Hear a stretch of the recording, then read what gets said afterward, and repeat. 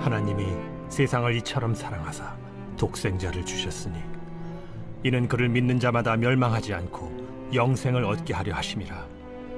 하나님이 그 아들을 세상에 보내신 것은 세상을 심판하려 하심이 아니요 그로 말미암아 세상이 구원을 받게 하려 하심이라. 그를 믿는 자는 심판을 받지 아니하는 것이요 믿지 아니하는 자는 하나님의 독생자의 이름을 믿지 아니하므로 벌써 심판을 받은 것이니라.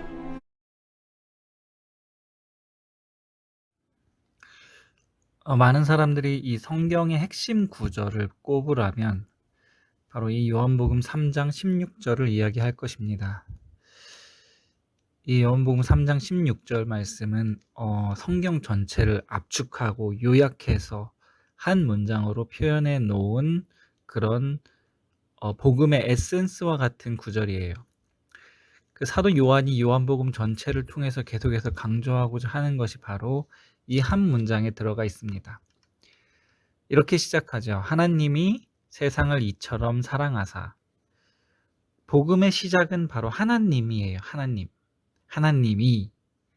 그래서 요한복음도 그렇게 시작하잖아요. 태초에 말씀이 계시니라로 시작하잖아요. 이 세상의 시작도 하나님이 하셨고 우리 인생도 하나님이 시작하셨고 지금도 하나님께서 우리를 이끌어 가시되 세상 끝날까지 함께 하시는 것입니다. 그 하나님께서 세상을 이처럼 사랑하사 독생자를 주셨으니. 하나님이 세상을 이처럼 사랑하셔서 그 유일하신 아들을 주셨대요. 그 아들을 보내주셨어요. 그리고 그 아들을 십자가에 못 박으셨어요. 우리를 사랑하셔서요. 세상을 사랑하시기 때문에요.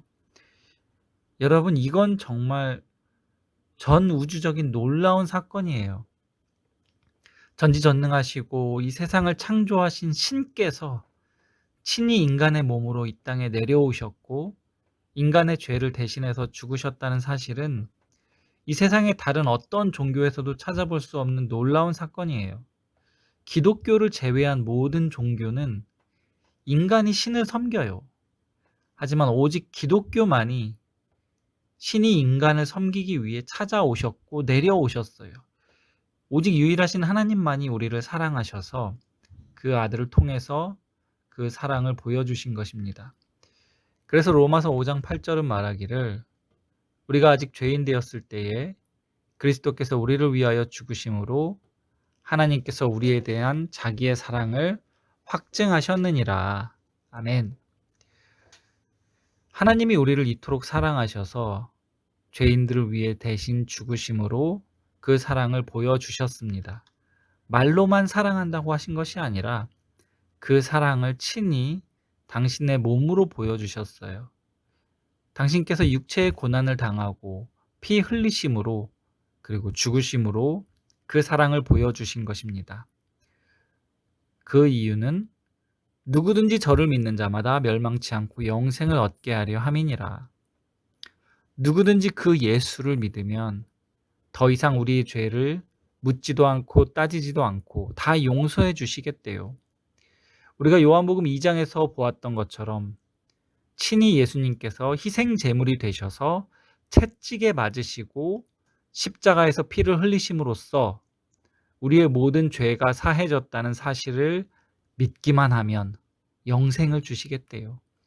그 아들을 믿는 자는 결코 멸망치 않고 영생을 선물로 주시기 위해서 예수님이 십자가에 달려 돌아가신 것입니다. 그래서 우린 이것을 복음, 굿뉴스라고 부르는 것입니다. 하나님이 그 아들을 세상에 보내신 것은 세상을 심판하려 하심이 아니요 저로 말미암아 세상이 구원을 받게 하려 하심이니라. 이 복음을 믿는 자는 하나님의 심판으로부터 구원을 받게 됩니다. 예수님이 이 땅에 다시 오실 그 날에 분명 온 세상은 하나님의 심판 아래에 놓이게 됩니다.